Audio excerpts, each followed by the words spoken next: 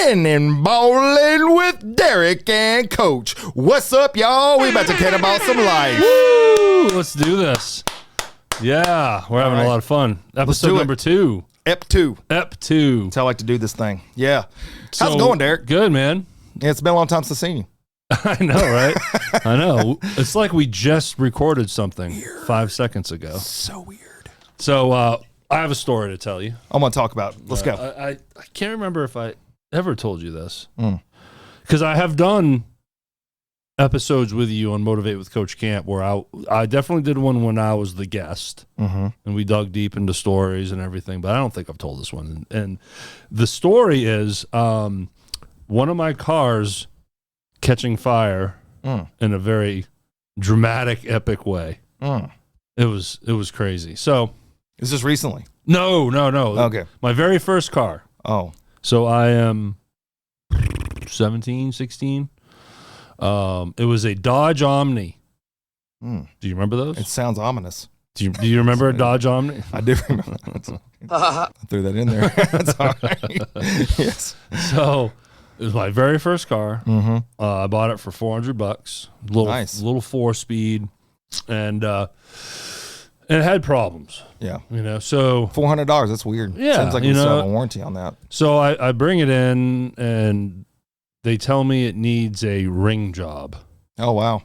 Okay, what is that? So they explain it to me. I've heard of other things like that. I was on an ambulance for a long time. So the rings and the pistons, I guess, were needed replacing or whatever. So I'm like, go for it. So it's fixed, and man, this thing has some power now. It's going good. But what it did was now the valves are working too hard. I don't know. I'm not a mechanic. I feel that though on my heart right now when I get up and start doing this. Like my valves are, so I get it right now. So, anyways, it probably needed a new engine. That way, everything was together. But so one thing led to another, and you fix one thing, but then other things now couldn't handle the new power. I don't know. Anyone listening to this that's a mechanic they're cringing, strangling themselves. Right now. Don't worry. It's not coming from me. I'm not a mechanic. So it starts burning oil. Badly. Like, have you ever seen one of those cars going down the highway where you lot of smoke? You can't see the 10 cars behind I had one of those in high school. I called it my 007. Yeah. I pulled in, I would check the gas and fill up on oil. That was me. Yeah. And it's getting worse. And my mom said, okay, no more driving it. We got to sell it for whatever we can get for it. But do not drive this car, Derrick. You did. You drove it, though. Yeah, I drove it. So I feel I told you so coming on somewhere. So I just feel like going to my cousin's house who lives in Waterboro, Maine. I'm living in Sanford, Maine. It's a 30-minute drive. That's in Canada? Maine, yeah. Well, it's pretty close. It protrudes into Canada. Sorry. Well, Michaud, that's a very French name. That's why I have that weird name. That's why you eat French fries. You can open up the phone book when we had them in Maine, and you're going to find a list of Michauds. How about that? Not down here, though. So I'm like, whatever. My mom's gone, so I'm like, and it's like a rocket, just smoke everywhere. And one of those things where you have to, when you stop at a stoplight, boop, and then the smoke passes you, and it fills up the intersection. People are like, get out of that thing, save the planet. You're like, I'm spraying for mosquitoes. I was that guy. Yeah, right? Yeah. I was that guy. So I get to his house. Okay, cool. I'll make it just fine. Then we decide to go to another friend's house. Okay. So we go to that friend's house. And then we're going to go back to Ronnie's house with my cousin. And this is when things get bad. Ronnie. So the smoke is out of control. I mean, it is the worst I've ever seen it.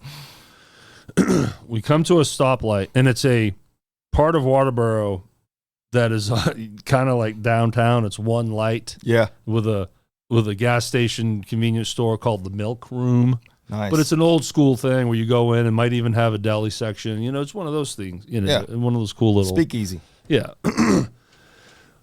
We stop at the red light. Doosh, it just like jerks and stalls. And I'm thinking I must have blown the engine. Had to have. So we're just sitting there. I crank it back up. It starts. That's what I would do. So my mechanical just brain, the Yeah. genius I am, is like, all right, I got this. Let's pull off, let this thing cool off, and I'll add some oil. Because I trust me, I had a steady You really supply were. of It's like oil I got in a the whole back. case in the back, boys. We're going places. We're just gonna let this rest and cool off. So whoop, get through the intersection and we just pull off. And this is neighborhood like, there's Sure. houses. It's not like we're out in the middle of the sticks or Yeah. so right on the side of a curb, there's a sidewalk and then homes, right? So we're sitting there and man, there's just smoke everywhere and people are driving by and looking at us. We're like, hey, waving. Hey, how you doing? Cheech is my uncle. Don't worry about that. We're just sitting there hanging out. And I forgot to mention that he and I have guitars and guitar amps in the back. Oh, So we're just shooting the breeze. Then I look down. Under the dash in my side of the car. Smoke's starting to come in the cabin area, but it's very dark gray. this is a good time for a dun, dun, dun. I'm telling you, that is on point. Thank you. I'm like, this ain't good. And Ronnie's like, dude, that ain't good at all. So I pop the hood. I run out. And as soon as I get to the front of the car, there's flames coming out from under the hood. It's a real Hot Wheel. And I'm like, Ronnie, the car's on fire. And he's like, what? Yeah. So we scramble. We get all our stuff out of the back of the car. And then in a total panic, I go to the closest house. It's just right there, the house that's like right next to us. Mm-hmm. I run up on their porch, and I don't even knock. Yeah. I just open the door, stick my head in, and is like, someone call the fire department. And I scare the living S word. Mm-hmm. There's a lot of S words too. People are in their, Yeah. this family's in their kitchen table, and they're like, oh my God, what is going on? And I was like, call the fire department. My car's on fire. And they're like, okay. Yeah. By the time I do that and scare a whole family to death, I run back out to the street, and it's a mushroom cloud. Oh, wow. A mushroom cloud. Just, and then I'm like, That escalated quickly. my mother is going to kill me. Yeah, because there's no hiding it now. That's the first thought I have. I wasn't even supposed to be driving this. Right. thing. Get the thing towed back to the house. Back. I don't know, Mom. I walked out. Right. It's burning. And now I don't know how. it's like an A-bomb out there. That wasn't enough for it to become reality for me. It was when I heard the fire trucks. I'm like, this is for real here. Not that the mushroom cloud wasn't enough, apparently. It was hearing the fire sirens. And talk about smoky. And then, of course, now, this is a fairly trafficked area, so everything's getting backed up and everyone's looking at us. And I'm just like, oh, my God. So here's me and my cousin, older teenagers, as the fire department's doing their thing. We're sitting on our amps, and I'm just... So you got the amps out. Yes, we got our Save gear the out. amps. That was the first thing we did. Well, that's what you got to do. It's the first thing It's like we your did. kids. Let's get our amps and then call the fire department. Well, that makes sense. Turns out it was a good idea, it sounds like. Amps, guitars, scare family, fire trucks. Done. That was the order. Check. we That's went the in. checklist. Yep, got it. Bingo. So then we're just sitting there like, oh my God. And of course, all I can think about is having to tell my mom this and having to tell my mom this. And if you knew Mama Darlene, you'd know that this isn't good. This is not going to work out. This is not going to go well. So we're sitting there. And then I look over to my left as traffic is coming by us. And I see my cousin Scott, Ronnie's brother. Mm-hmm. Just I don't know. He's just driving up. And I'm trying to paint the picture. Let's say you're driving down the road and the fire's to your left on the other side of the street. Yeah. And you're looking at, you're rubbernecking, right? Yeah, sure. And he's crawling. These cars are just crawling along. Well, they got to make sure they see something cool. So imagine you're looking at the car. You're like, oh my God, it's a car on fire. Yeah. And then you look to the right and you see your brother and cousin sitting on their amps. Mm-hmm.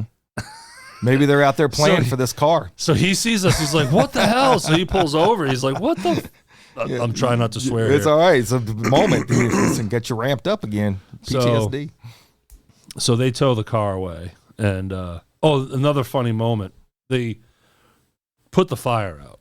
It's over. It's just smoking, but it's all melted down. So they start searching the car. I have a BB gun. in the back. He's like, "What is this, sir?" I don't know if you noticed, but it's a BB gun. Yeah. So I'm having so much fun. I'm flumming up over here. Yeah. I need a cough sound. So yeah.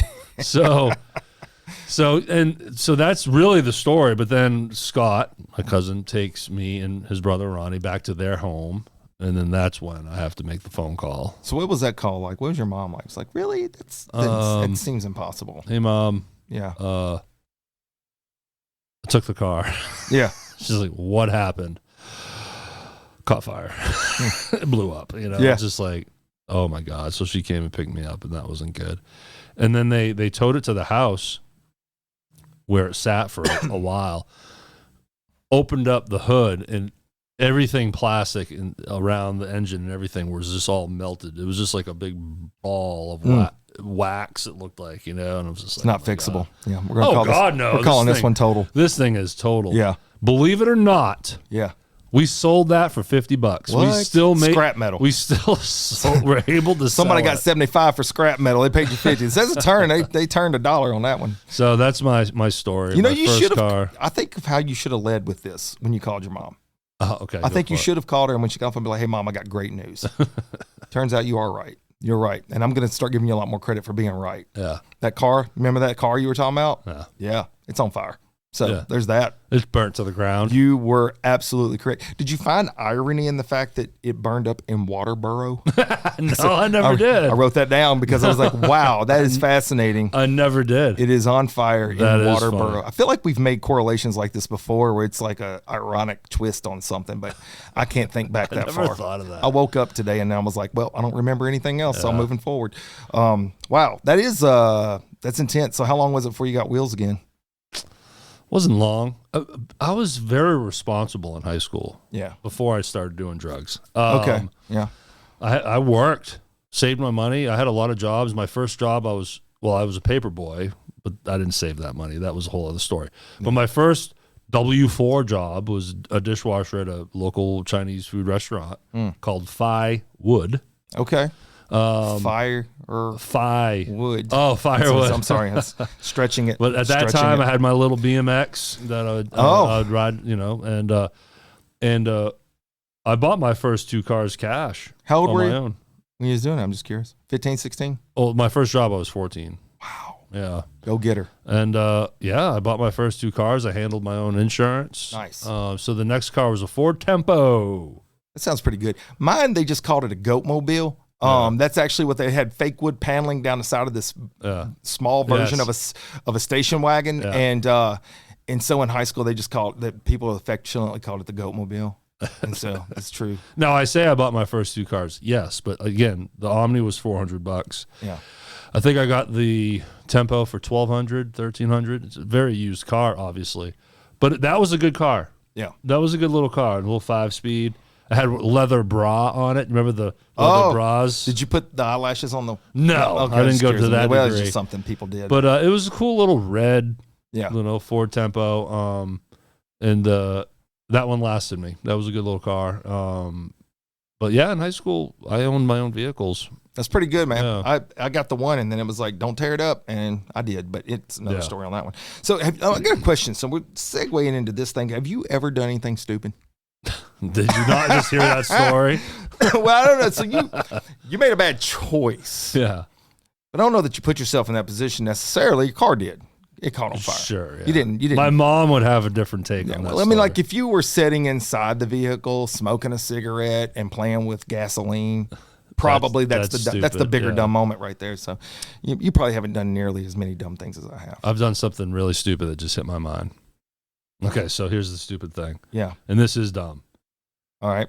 I'm in the living room, bored. I don't know what I'm doing. Is this recently? I'm probably, how old am I at this time? 12. Oh, maybe. A couple years ago. For some reason, I had a flashlight. This is so stupid. This is so dumb.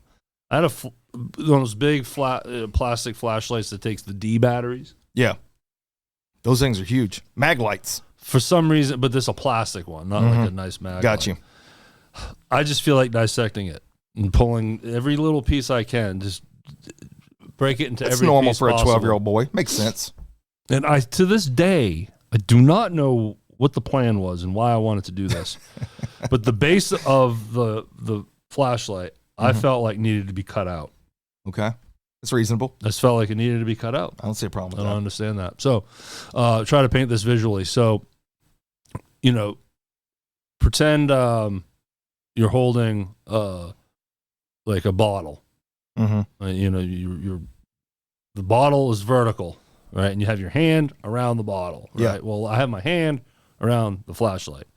And I break out my jackknife and go to stab the base, which is now the top. You've probably seen Psycho. That's how he stabbed. I just feel like I'm going to stab right into this very thick plastic base of a flashlight. I don't see how this could go wrong. And then start, chopping away, chiseling. I don't know. Do you think I hit the flashlight? Oh, well, knowing how on chord you are with your base, I would say, yeah, you nailed it. No, you didn't. I'll show you the scar right there. Oh, wow. Look at that. Right there. That's a real scar. Yeah, it went right into my hand. What was your next reaction? I think I screamed. It started squirting blood everywhere. It wasn't good. So I run to the bathroom and I'm putting water over it. And I mean, this isn't a Band-Aid situation. Yeah. So my mom's working at the time. And oddly, she wasn't mad. She showed up, saw that, laughed. Oh. She's like, okay, let's go to the hospital. You've been punished. So I got a couple stitches, but I think that's pretty stupid. I think what you shared, though, is something that is understandably stupid at the age you are. See, I want to share a story with you that happened yesterday. Okay, cool.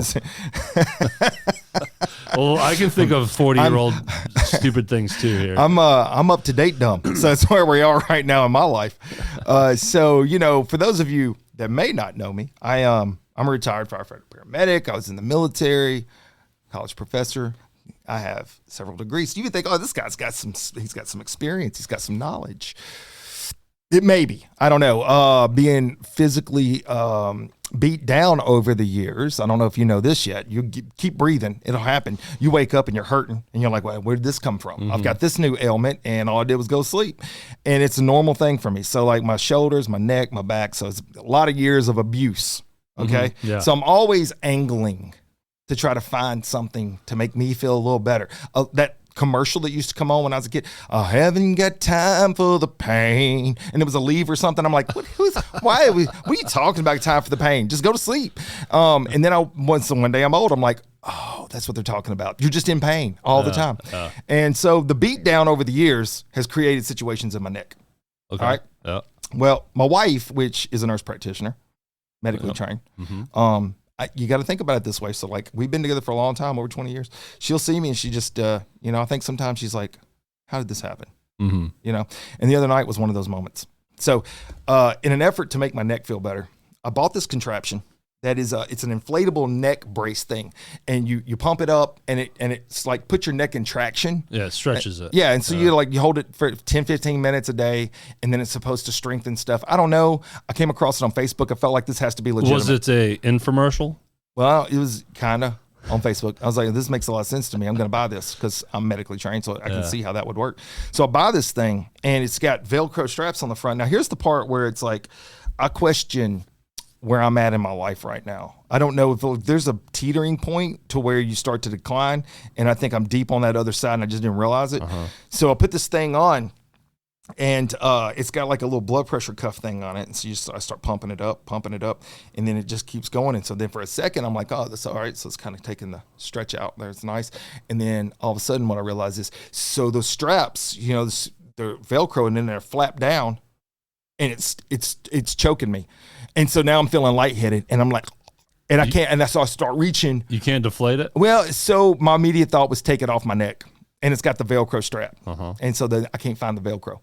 And so then I'm like, and then I look over and instead of a moment of panic from my wife where she's going to come running to my rescue, she's just looking at me like, and I'm like, this is not helping. So now I am going to be that person that dies and my wife's going to talk smack about me at my funeral. And so then eventually, I realized, I got to start deflating because I thought I was going to be able to get to this and just pull it off. But then it had folded under and I couldn't get to it. And so then I'm like, I'm trying to, and then finally, of course, I rip it off and Did you have to rip it? Like, did you break it in order to I didn't break it. Once it went down a little bit, I was able to get my fingers in there and get the Velcro and pull it off and then breathe, because it was like I was slowly putting myself in a sleeper hold. Yeah. You know what I mean? You could have used my method and grab a knife and stab it. I didn't think about that. Yeah. Well, I was passing out pretty quick. My lack of oxygen was hitting. Don't get one too long because you don't want to stab your neck. I know. So anyways, that's my infomercial. Stay away from the neck brace thing. I'm just saying. That was a very traumatic moment for me on a lot of levels. But so what, these episodes, I want them to be kind of just free flow, like how we're doing. And something I thought about the other day, I thought, well, I'll save that and ask you about it when we're on the show. Go for it. What's a secret talent you have that you've not shared? A secret talent that I have. Jeez. I know. I should have given you some cliff notes. Man, I don't know. Came out of left field. Y'all can see that this is not scripted. I'm trying to think. Secret talents. Yeah. I'm so much dumber than people realize. Oh, that's a secret talent. I mean, to be able to mask that and hide it. Like, the fact that I own a business and have a studio and a musician like I am is remarkable. Because at the end of the day, I don't read. I can't read. There's a secret talent. I get a lot done without being a reader. I don't read either. I am an audio person, but I don't read. I mean, it's too much work with my eyeballs, and you got to go back and forth and stuff. So, I get it. When people make fun of folks, it's like that are doing the teleprompter and they screw up. I'm like, I would be screwing up if I had to go off a script. I can't do that either. So it's like it's hard. Man, I was having fun. Now I'm depressed. I don't have any other talents. This is my talent. There you go. Oh, there it is.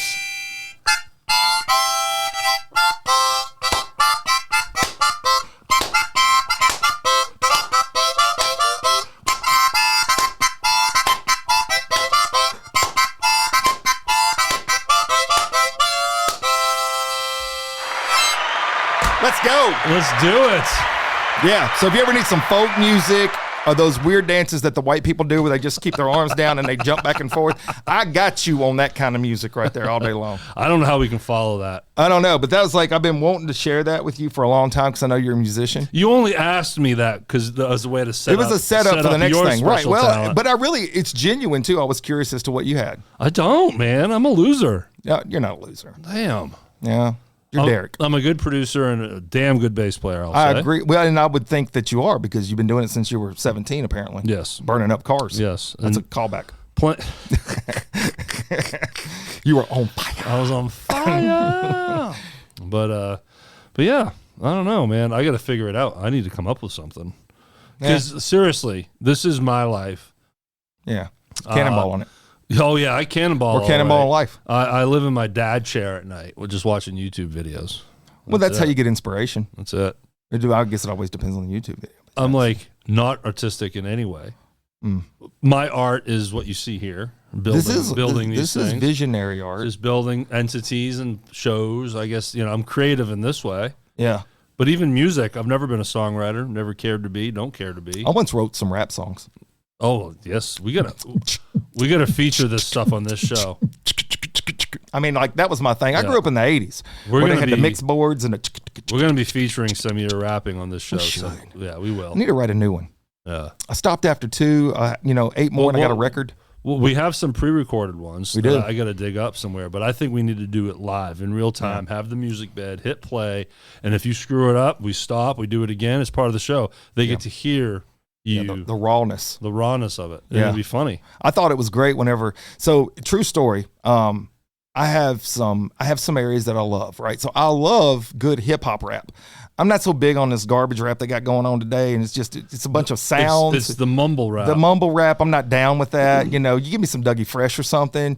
It's the ones that had some storyline to it. That was great.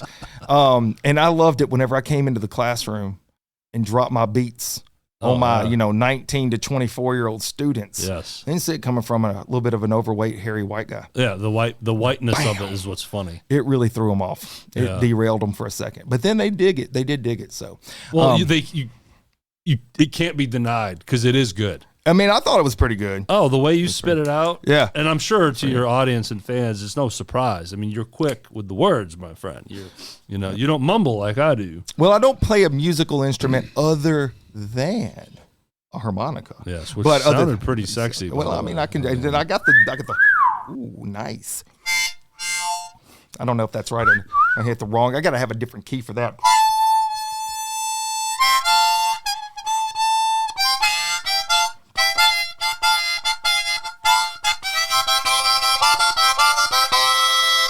I want some bass. Was that freeform jamming? It was a little bit of a freeform. There was that train thing going on there. I don't know. I don't play the bass, but I do my fingers like that. That feels like it's authentic. But in the end, man, I think that the unique talents that each person has sometimes is overlooked by the individual, and you really kind of have to think about it. So I did catch you off guard. Well, that's what this is all about. We don't prep. Yeah. There was no prep time on that. Seriously. I had thought about it ahead of time, and that's why I brought this in, of course. So it was a setup, but at the same time, I was curious. And if you don't give some thought to it, you're like, what is a special talent that I have that other people would never know? Yeah, that is interesting. But yeah, the setup for this episode was, all right, Coach, I have a story. Yeah. And we just hit record and everything, and then I broke out the firebomb. I've got stories. I've really strongly debated on how many stories I should share and at what cost will it hit me as a human on Earth, because man, my mom don't even know about some of these stories. Oh, I had a day where I unleashed a lot of stories on my mom. Yeah. Well, it sounds like your mom, though, could handle it. I mean, she was like, Derrick, car's on fire. Sucks for you, dog. Yeah. And it's like, oh, you stabbed your hand off? All right, whatever. But one day I opened up about not to go dark here, but, I was like, hey, Mom, I did this drug, I did that drug, I did this, I did that, I just laid it all out. There was one, here's a stupid story, and we can wrap it up here. Now, still teenager, later teens. I think this might have been post-fire, maybe pre-fire. But I was the place where a lot of friends would come over. You were the hang spot. They loved how crazy my mom was, which she is still to this day, but funny crazy. Yeah. And she loved making us like little grilled cheese and French fries, and so my friends all loved that. So we would be hanging out in my bedroom. At the time, we had a duplex, 2-story duplex. My bedroom's upstairs, and my mom's gone or whatever. And one of my buddies decides to run across my bedroom, do a somersault in my bed to land on the bed, and cannonball the bed. Right? Well, his 2 feet go through the wall. Seems normal. And much like the mechanic I am, my carpentry, my drywall work, not so great. Not so great. So I bought that mesh tape, whatever, and some putty, whatever, and you gave it an honest go. I just put pillows in it. I did. That's normal. So I just covered the hole, and it was so obvious that something was covered. So, but I'm like, all right, and then I put a poster over it for years. For years. That's all you had to do. So then I was having a moment with my mom. I was like, guess what, Mom? Check it out. And I took the poster down. She's like, what happened? And I opened up about it. But yeah, for the longest time. That's funny because she probably would have never noticed it. Probably not. It's one of those moments where it's like, well, I mean, this is the same night I told her I used to do LSD. Oh, well, so it was all that's great, open. Though. That's a great way to do open. it. Yeah, you open with a big one and then come in with some small. Oh, and by the way, I tore up your flower bed a couple of years ago. It's crazy. Oh. LSD was happening, but Dude, while we're fresh with this story, I've got a very dumb story. It's very fresh and so clean. This is a very dumb story, and we gotta say this will be it. We'll slam dunk on this one. We gotta tell this story. So, my mom at this time lives in Texas, Houston, Texas. I'm in my 20s. I'm definitely drinking age because this alcohol is a part of this story. My cousin Ronnie goes out with me, the same cousin that I see a trend starting. Yeah.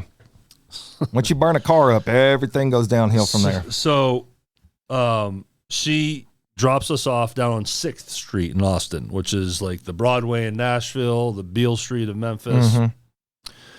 And we proceed to go see some live music and drink heavily. Okay. And my cousin's not much of a drinker. And I am. At that point, and I'm like, professional. I'm buying him a shot for my shot. And I think we're shooting Jägermeister. It was just a mess. So we call my mom at some point to pick us up, and she's to meet us at this park. Right?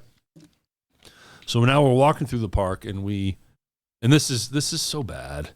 We see a nice, beautiful plant flower bed in there. I'm embarrassed to say this, but we tore it up.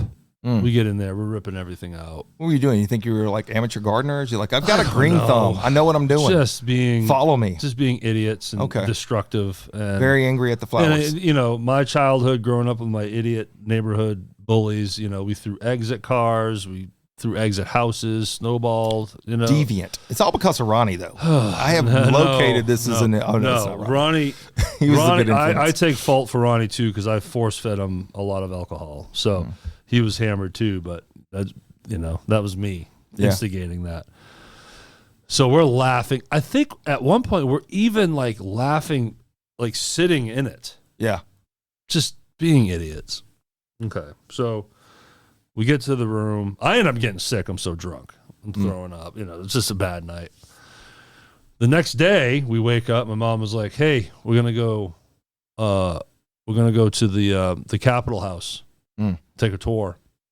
Okay, cool.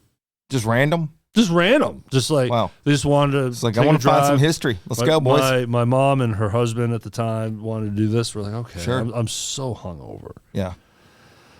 Guess where that flower bed was? It was at the Capitol. Yeah. Wow. Mm-hmm. Y'all walk by, you're like, man, these gardeners ought to be fired. So we're walking, and me and my cousin see the flower bed ahead of us. Yeah. And my mom was like, oh, my God. What happened? The irony. What happened to this? Because it's just dirt everywhere, and it's flowers. Yeah. And me and Ronnie are like,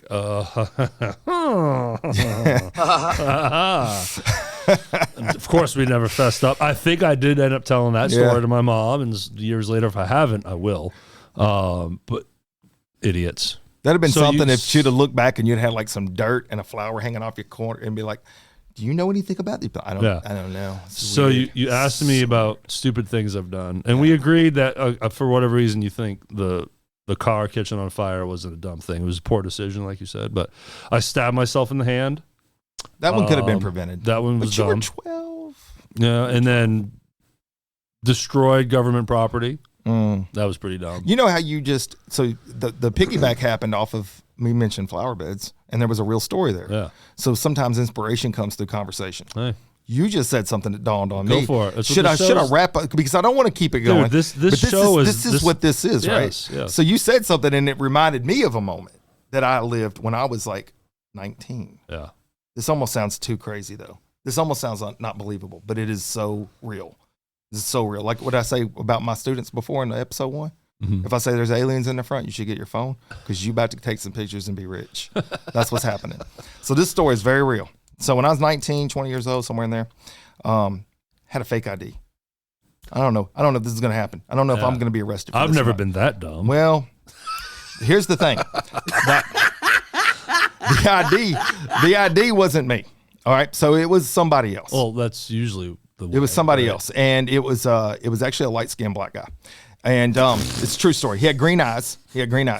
And so it kind of resembled me a little bit. And in the summer, I used to tan really well before I got old. And so you were nicely tanned? I could pass for a few things, right? Just depends on where I wanted to fit in. And so anyways, the quick story on this is when I was working, I worked at the mall, Southland Mall, right? And I would leave a lot of times from the mall on a Friday night and meet friends, and we would go to clubs. As you do. We would go to clubs. Yeah. And so... You're so old. Was the drinking age 18 then? No, I was 21. It was 21. So much 21. You're only 4 years older than me. Yeah, I know, right? So it's like, yeah, I get what you're saying. So it's, but I felt like I could be. But I was like, we kind of got to a point in the summer where I would leave work, and this is one of those moments my mom is going to hit her head on a wall. So she doesn't know about this. No, so many people don't know about this. I'm not saying I'm proud of these moments, but it is a moment. It's a real moment. But this is a great life moment I should share. So this is grace. This is grace through stupidity. Okay, all right? I love it. So I had to find this helped me as I got older. This was a life-changing moment. It really was.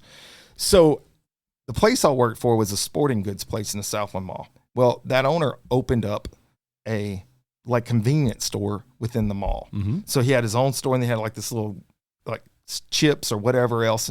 And so he put me in charge of it. So I ran that in the evenings, and we would close up at 9:00. Okay. So 9 p.m. doors shut for the mall. And then I would usually head out and meet my friends. Well, we had started talking about where we all were going to go and at. And I was like, man, I don't want to have to stop and get my drinks afterwards. And so there was this little place right next to us that sold beer. So I go and buy a 6-pack with my ID. There's a light-skinned black guy. And then I go back in and I put the beers behind the Cokes in the freezer section, or the Coke section that's in the store. But I just put them all the way to the back of everything so they would stay cold. So when I left, I would have them already, and then I could go meet up with folks. My boss, which was a deaf guy, he's deaf, he could read lips, and superstar. He is a superstar. He was one of the big influences, adult mentors I had in my life besides my parents. He was like so influential. And he never came down to that store. I always just closed things up, took the till, remember tills, down to him, and then we'd wrap up for the day. He'd come down for that night for whatever reason. He never said why. And he's just doing some inventory. And then I see him go to the Coke thing. No. You know, the Coke vending things. We got all the Coke stuff. And I'm looking at him like, I'm dead. That's actually what's happening next. Because he's a Gold Glove boxer back in the day. I'm like, I am a dead man. And so now I don't know what I'm going to have on my epitaph. I need somebody to do my eulogy. I'm starting to work through things. And I see him putting Cokes in them. I'm just like, oh my God, I'm so done. And then I see him, like, I'm watching him out of my periphery. I got this big eyeball. So I'm like looking like, and then I see him doing this number. Then he reaches around. And I'm like, oh, this is the moment. This is it, boy. We done. And he pulls it out. And then I hear, and then I still see him putting them in, and he starts chugging, and then he's putting them in, and I'm like, I don't know what's happening right now. I don't know what's happening. I can't feel my face. I can't feel my face.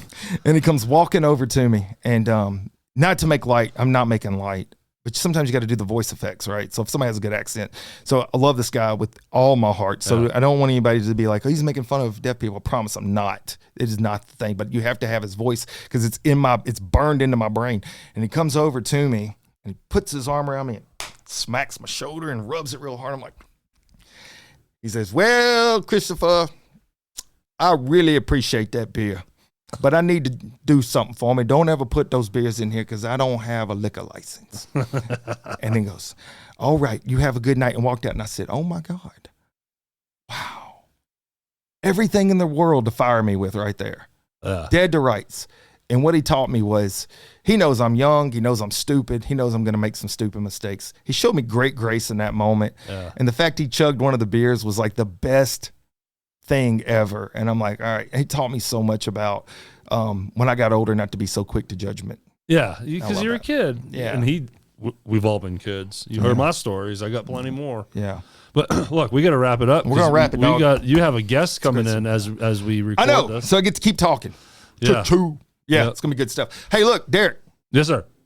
Thanks, man. This is awesome. I can't wait for episode 3. This is fun. Wrap it up. Let's do it. Until next time, Derrick and Coach out. Woo!